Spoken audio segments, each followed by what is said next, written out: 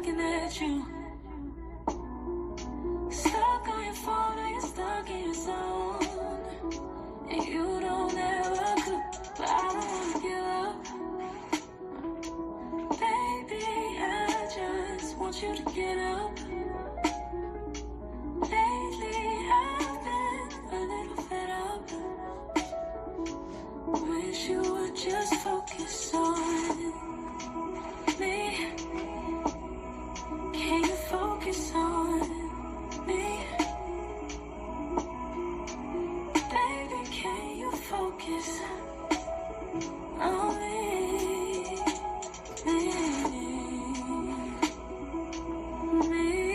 Can you focus on me? Baby, can you focus on me? Lazy and broke. No, we get this money, so I guess I can't complain. But I feel alone even when we're alone. And that don't cost a thing, but I don't wanna give up. Baby, I just want you to get up. Lately I've been a little fed up, yeah. I wish you would just focus on me. Can you focus on me? Yeah. Baby, can you focus on me?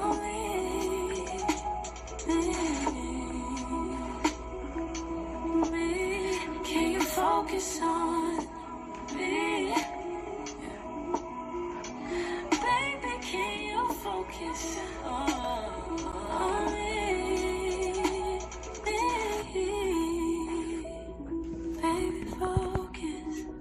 Can't you see? I just wanna love you, baby. Help me in my eyes. Ooh.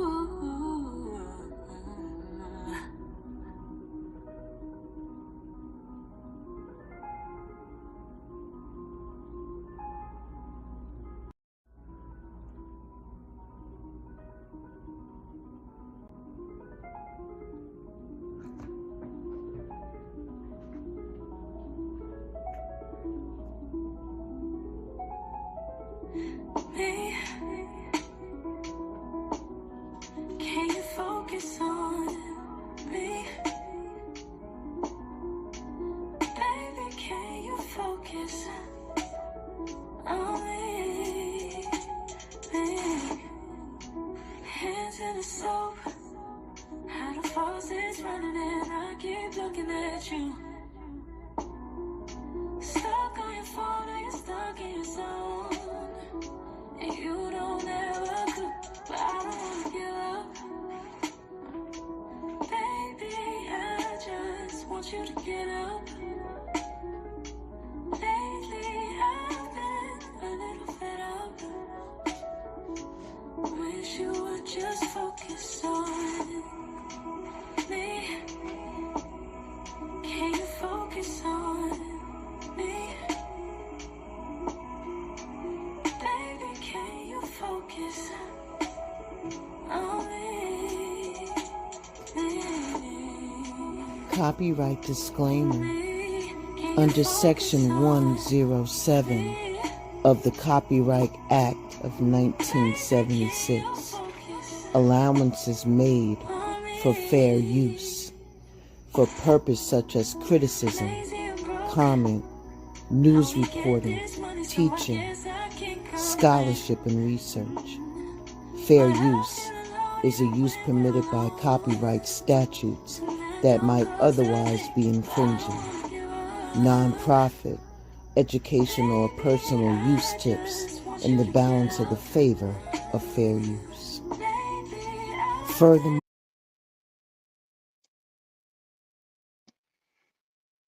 we don't get along. They always have a problem with me. Have you ever wondered why?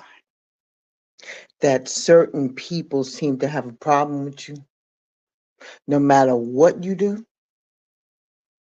It's a question that bothers many of us, leading to some nights that are filled with thoughts of unresolved conflicts and misunderstandings. A lot of I don't give a fill in the blank, but you do. You do. But what if the answer is not lying in your actions or your words? What about the journey of the soul and the concept of karmic accounts? You know, the journey of the soul and its karma. So I want you to imagine yourself as your soul. See, feel, and imagine that. And that you're wearing your body as a costume, engaging in this thing called life.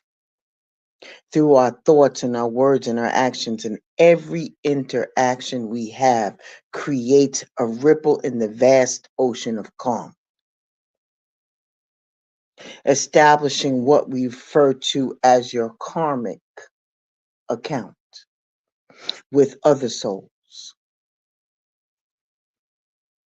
What if I told you that you are destined to repeat a lesson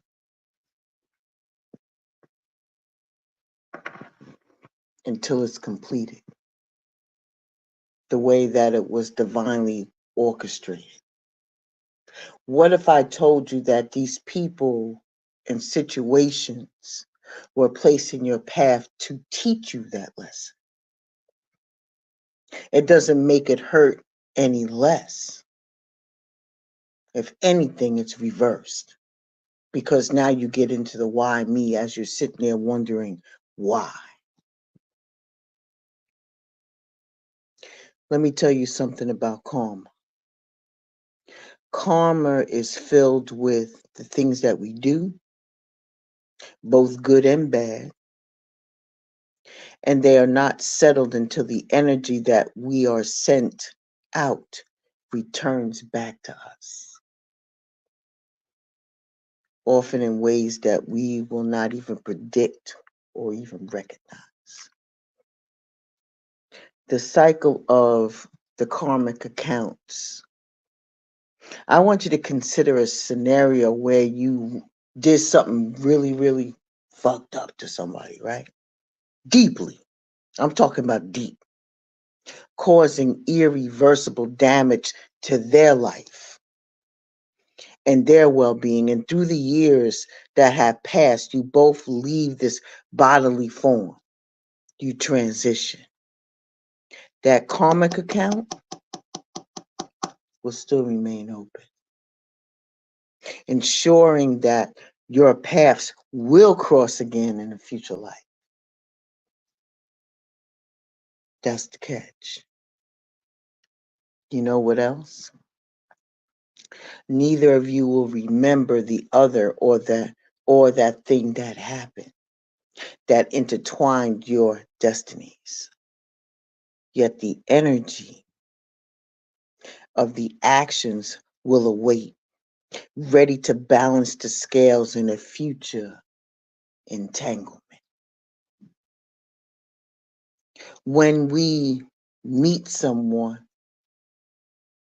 who challenges us, causing a lot of stress, causing us strife, causing us turmoil, it's easy to question, why are they doing this to me? Why? This moment of suffering is not random. It's not a random act of hostility, but the return of energy we once sent out ourselves. And it's coming back to us through this intricate web of karma. Beloved, recognizing it this way, thinking about it this way, will help you to transform your perspectives. So when you're in the heat of it, when you're in the heat of your cycle, pause, pull yourself back, and ask yourself, what is the lesson? Was I supposed to learn?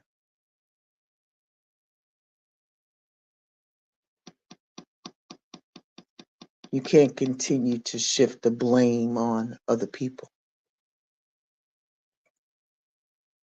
And from the other people's perspective, for them to understand your role in your own cosmic balance of action and reaction.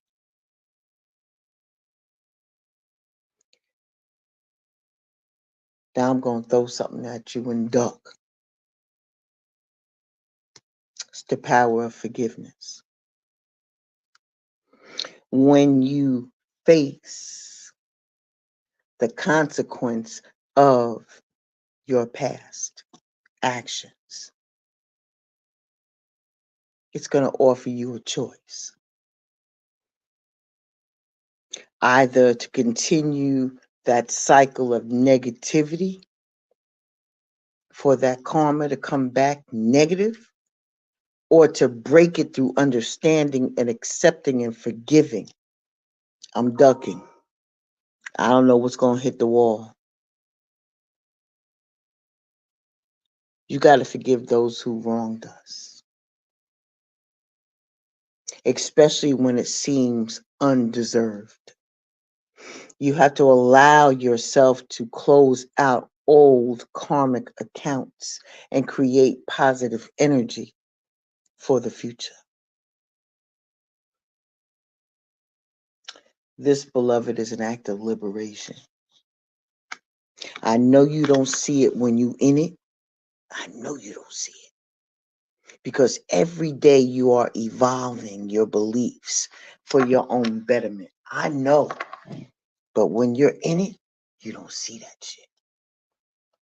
All you see is red, how I'm going to lump you up. Why the hell would you do something like that to me? I ain't do shit to you. All of that. All of that's going to come up.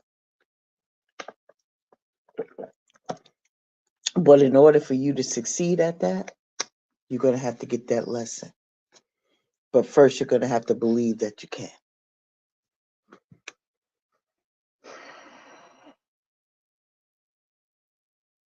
You got to liberate yourself. Not just from the other person, the other soul, but for yourself. And you know this, man. Forgiveness is not about the other person. It's about you. So you can set yourself free. I mean, go through your cycle. You know, we all go through our cycles. Upset, crying, mad, angry, get back, you know, all of that. Get that shit out of your system. And when you're ready to come back to yourself, understand what I'm saying is true. You got to free yourself from the chains of past mistakes and open the door to new beginnings. A cycle can't begin new, baby, if you're still in the old one. What can you do to forgive? Well, you can reflect on the source of the conflict. You can recognize that the energy is coming towards you is a reflection of your past karma. Or you can practice forgiveness. Start with small steps and then forgive minor things and gradually work towards forgiving more significant things. Or you can meditate on compassion. Engage in some guided meditations. I know y'all are sick of me about meditation, but I'm telling you, you don't understand that when you really meditate and really put your energy into that, how clearing and cleansing that thing feels. Telling you. You got to focus on while you're meditating, sending love and forgiveness, sending love and forgiveness to those you have fallen out with, somebody that you're fighting with. And imagine seeing yourself healing that karmic account between you two. Or you could be patient. Healing karmic accounts takes time and effort. Be patient with yourself and other people as you work through the process. Ashe, I want you to think on this as I move forward onto what you can say. That's Adulting 101. When you reflect on these things, reflect on forgiving. And like I told you, it's not just about them, it's about you. It's a gift that you give to yourself. Forgiveness. It's an opportunity for you to release the past and improve your present and positively shape your future. As you contemplate the lessons of karma and forgiveness, ask yourself, what old karmic accounts am I holding on to? And how can I start the process of healing and forgiveness today? Ashe? Ashe. So, what do you say to somebody when you want an adult 101 finally? Having an adult conversation, you know? How do you say, do you have a problem with me? Without being combative. So here's the thing. You are already aware that there are actions and attitudes that can influence other people. We're adults here. We're having this conversation today. And you are interested enough in strengthening relationship that you want to get to the root cause of why they got a problem with you. Often we don't notice when others have a problem with us. It's subtle. Or if we do, we write it off as it's their problem. It ain't got shit to do with us. It's them. So the key to asking this question without having a full out World War III blow up, it's not what you say, it's how you say it. And based upon what the situationship is, your delivery can be different. So the question that you need to ask yourself is, who's the person? How much do you trust them? And do you find it safe in that relationship, whether it's a spouse, a friend, or a coworker, or an acquaintance, or somebody that you hardly know? And is there a deep sense of safety in that relationship? You can probably ask your question as hey, you got a problem with me? Or do you say it like, hey, can I holler at you for a minute? Can I talk to you? Do you have a problem with me? You know what I'm saying? It's not what you say, it's how you say it. And they could either tell you, or it doesn't have to be complicated like that. The level of trust that you share will take care of the emotions. And though sometimes the opposite is true, as different cultures we do come up against have different normals. You already know what it's like over here in the world, especially when you have places like New York and stuff like that, where there's a great melting pot of different types of ethnicities and backgrounds and stuff like that, and we always get that old thing like New Yorkers are so rude.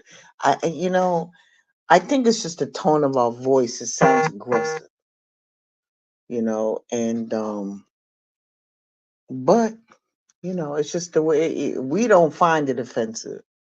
You know what I'm saying? But somebody outside of here, if you go to talk to somebody else, it's like, why you talking to me like that? And you be like, talking to you like what? It's all about how you deliver it. It's all about how you deliver it. But I don't want to stay stuck on that.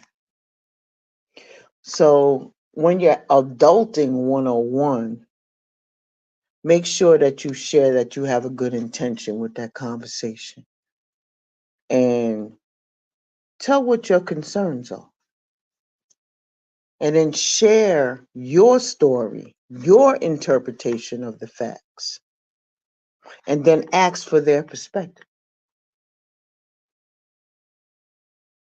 And I know that this is usually how adults handle conversation, you know, but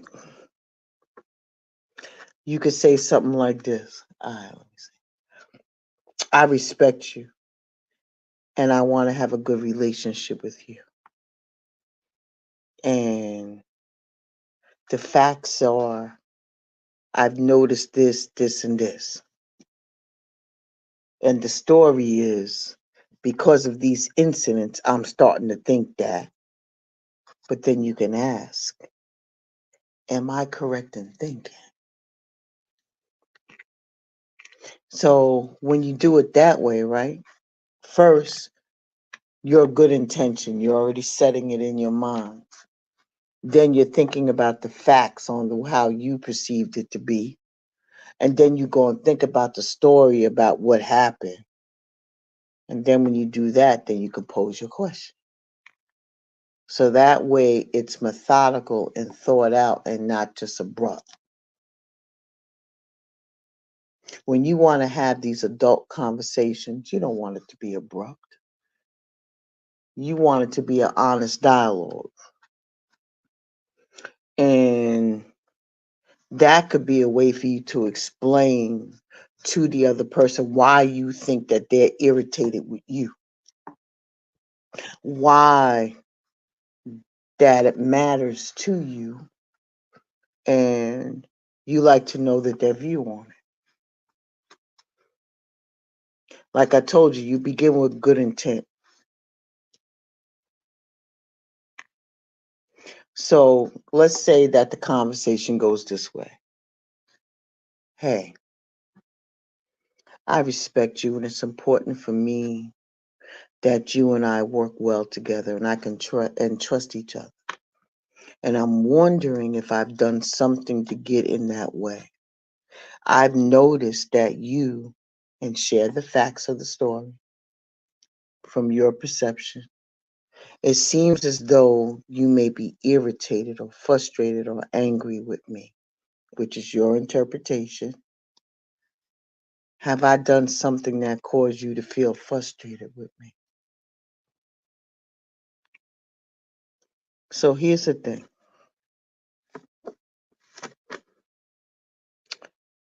Be careful not to give ideals that the other person doesn't like you, or that you rub them the wrong way. There may be no truth to your suspicion, but the more you believe it, the more likely you are to create a self-fulfilling prophecy. You feel me? Our stories, sometimes that we tell ourselves, can provoke our own confirmation. Think about it. Say, for instance, you watch how people come into the office and not say hello to you, right? And this is the third time this month. You already are creating the story in your mind. And then you think that they are stupid for treating you like that, and that they don't like being around you either because they think you stupid. And then you decide that they aren't so friendly themselves. They ain't friendly either. Then you already started the narrative to start treating them like they're unfriendly or less desirable to be around. You see how this is snowballing? All of this is in your mind. And then you see yourself acting that way and start to treat them unkindly in return. You act up, they'll act up. They act up, you act up. And none of y'all even talked about it. At this point, it's just a feeling. You feel me? Listen, I'm not going to get all up in the weeds with this shit. I got my own shit going on. But I just want to tell you that the cycle will continue. So it's better to check it out with the conversation. And if you don't address your suspicions, you're left to guess what it is to fill in the blanks yourself. So if you speak up, you gain information. Either your suspicions will be confirmed or not. But when you ask the question, I need you to be prepared for the answer. I need you to respond and not react, because you might not like what the hell you hear. You feel me? So in the end, you don't have control over other people's perceptions of feelings about you. You only have an opportunity to influence it. You only have the opportunity to influence it. Even after you have done your best to address the concern, the issue, the situation, you have to learn how to accept that everybody chooses their own story. They're not supposed to respond like you would think that they would respond. Just like they should not expect you to respond the way that they feel that you should respond. Make sense? You're not responsible for anybody else's feelings or anger or resentment. But if you care about the relationship, you have a responsibility to talk about it. That's up to you. I'm just saying. So here's the thing. Let's do a little guided meditation on these things. I want you to find yourself some megahertz music that is pertaining to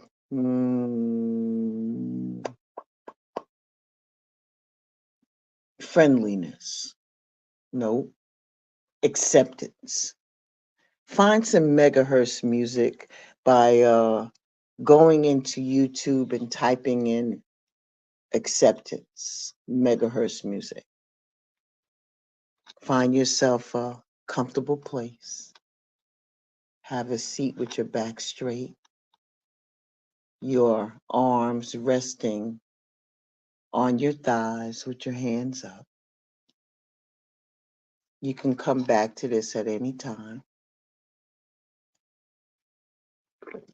Remember that this is an assistance in the journey of forgiveness and healing. The practice that follows any type of daily meditation with your eyes half open for better focus and ease into integrating the practice into your daily life. Visualize yourself in a serene space, very calming, the greens, the blues, wherever you feel calm, think about that space. Remember that it's surrounded by a gentle, healing light. Breathe deeply, and as you exhale, release any feelings of hurt, anger, or resentment. With each breath, feel lighter and more at peace. Now imagine the person you wish to forgive in front of you, surrounded by the same healing light. Send them thoughts of forgiveness and understanding. Recognize the role of past karmas in your interactions.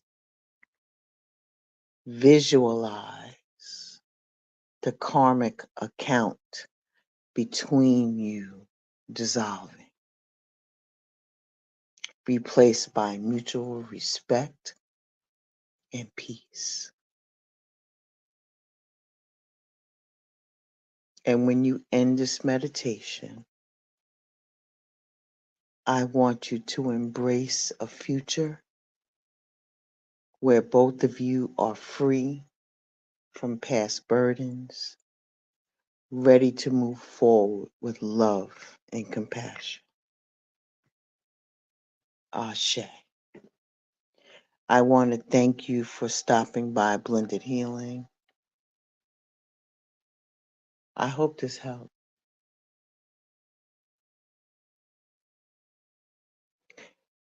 Please consider protecting your energy. Peace is so important. You never realize and how much we take for granted peace. Ask yourself, is it worth it? Ask yourself, is it worth it? This is another chance for you to recommit to working with the energies that are around you, that are positive, that are uplifting, that brings you into that golden white light energy. Just remember you have that every day, at least for the coming month. Every day, think about how you are evolving your beliefs for your own betterment.